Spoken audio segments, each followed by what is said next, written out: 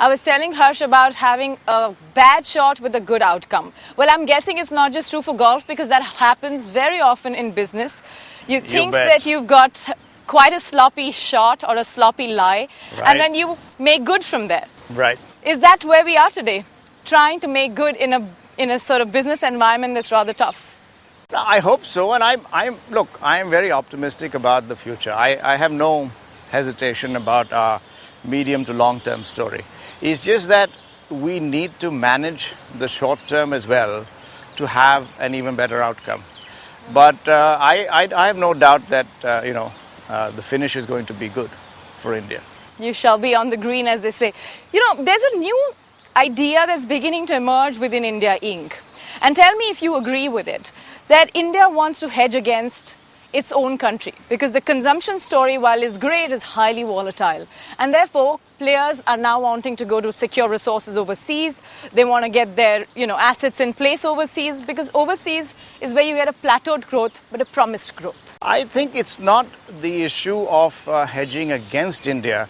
The whole issue of getting resources overseas is simply that we don't have either enough of them or we are not able to get enough of them out from the, through because of our infrastructure, because of our policies, because of a whole lot of things. So we are not just able to take coal, for example, take some of the ores and minerals. So a lot of that stuff doesn't happen because we are not being able to do it. And when you're putting up large plants for manufacturing in the country, you need the inputs. You need the raw material. So I think a lot of people are going overseas for those natural resources. And I think it's a good national policy as well. China has secured a whole lot of land and, whether it's for agriculture as well as for mineral rights. They're saying in Africa, for example, in a big way. Exactly. Yeah. So, China has done that. And I don't see any reason why India should not do that.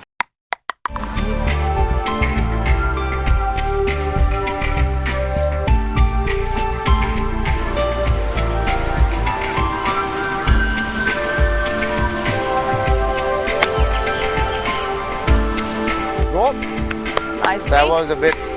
We were talking about policy paralysis earlier. How worried are you about the flip-flop or sometimes even the lack of policies? Do you think that from a good economic vantage point, we're actually at a low point on the political front? What we need is better governance. And more than better governance, I think more decisive governance. And I think what we need to see is implementation. I think we have plenty of good policies. The intentions, the policy papers, they can always be tweaked a bit. Yes. And in a country like India, there will always be more in the coming. But they need to be implemented. Take a good idea like GST, just not really getting where it should.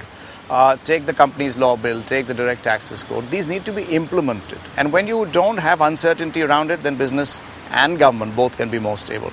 The second issue they're not right now. Yeah, and the second issue is, action has moved a lot to the states.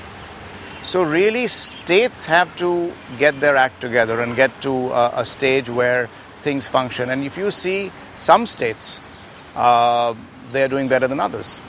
And whatever we may talk about issues like, land and a whole lot of other stuff, is really a state issue. So unless the center can formulate policies, but unless the states have a similar or a parallel exercise to come in tandem with it, it's not going to pan out. Then it's going to be futile anyway. Okay, let's talk about JK Industries, JK Paper. Now, paper again, a space where you need to constantly create raw material. It takes a long period to create pulp, and so the cycle takes a while to sort of play out. India's capacity in paper is minuscule of what China has. Where is this sector going? Is it the size of the opportunity or is it pure sluggishness in India? I think it's a combination of factors, but I think the key factor is raw material, and you hit the nail on the head. You see, today, what happens is if we set up a plant, in India, most plants are in the size of maybe 2 lakh tons or thereabouts, and 2.5 lakh tons on the big ones in pulp mills. Now, international standards have moved to more than 1 million tons. True. Million and a quarter plus. Now, if we wanted to put up any plant like this here, suppose I wanted to put it up, it's not the issue of money. It's the issue of where, for the love of it, will I get the raw material around it. So land acquisition land issues. And plus raw material, because we are talking about trees. India doesn't have an industrial plantation policy, unfortunately. While countries like Brazil, Southeast Asia, Indonesia is a very good example, which until the early 80s was behind India in the pulp and paper industry, has overshot it by so many times. And it's just that they've had policies around these kinds of things. So it's basically coming down to, again, certain issues of implementation on the supply or the raw material side, which will help businesses grow. Because inherently everybody pays well. It's just that there is a sense of nervousness with all of You've done this with some of people I know, Pawan, etc. Yeah, Pawan. He's very good. Awesome. So you've seen different phases of business growth in India. At what stage did the group decide to diversify? At what stage did it feel that it's time to look at other pockets of growth?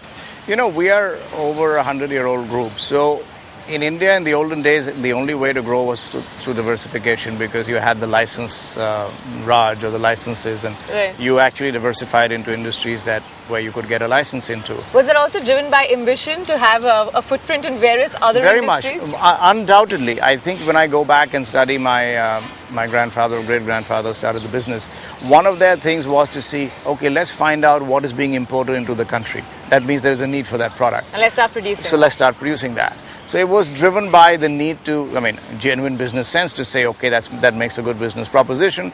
And also, apart from that, coming from their generation, the nationalistic thing that, we need to produce it. Yeah, exactly. And produce everything in India as much as we could. Yeah. So we were in a whole lot of businesses. Even today, at least I personally also believe that diversification is a good policy in a country like India.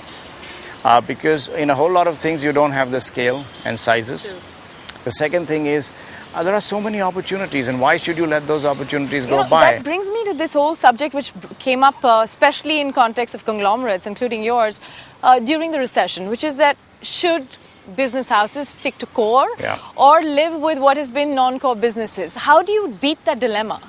I think in India it still makes sense to have a wider basket.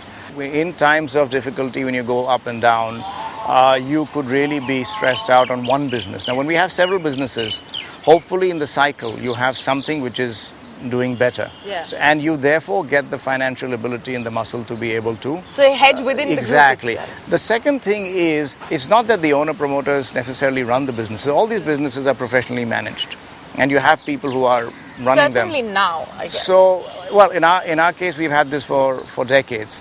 And therefore, if you've had this thing of having businesses, so the president of the paper business runs the business, the president of the cement business runs the business, in that sense. So it's not as if having 5 businesses is going to divert attention or management bandwidth from these kinds of things. So you always felt that it's better to have a broader spectrum of businesses. It's always difficult to choose which one of your businesses is going to do better ahead. But truly, since everything has a cycle, what do you think is going to define the group's big story? I think all our 3 or 4 major manufacturing businesses are poised for big growth. Whether it's paper or cement or tires, these are all basic things, and they are going to have good growth. We have another company called Fenner, which is involved with automotive, V-belts and oil seals and also industrial stuff. So there's a lot happening on that scene as well. Then the other bunch of businesses that we have been involved with are in the agri area. They are smaller by size, but that holds potential. So I think broadly, these are the big businesses that will grow. We are looking at a couple of new areas. One area that we are looking at is the whole area of power, because India requires power, and we are looking at thermal power as the main project. But we've also had some small sign-ups in the solar space as well. Yes. So that's one. The energy area is the other big area that we're looking at for the future. And the last area which I would like to say is that we've been looking now on seeing how do you get into areas like defense, aerospace and homeland security, because that's the other area where the government wants and they may open private it up sector a little more. to come in. Yeah.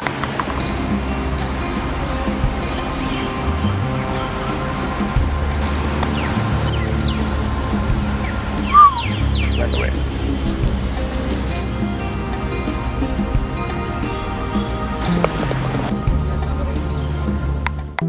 One thing about golf is you're challenging yourself. You may be playing with 4 people. It's a great game because A, you can play with people of different levels of skill because of the handicap system. The second is that you're always challenging yourself. Today's tip is going to be on chipping.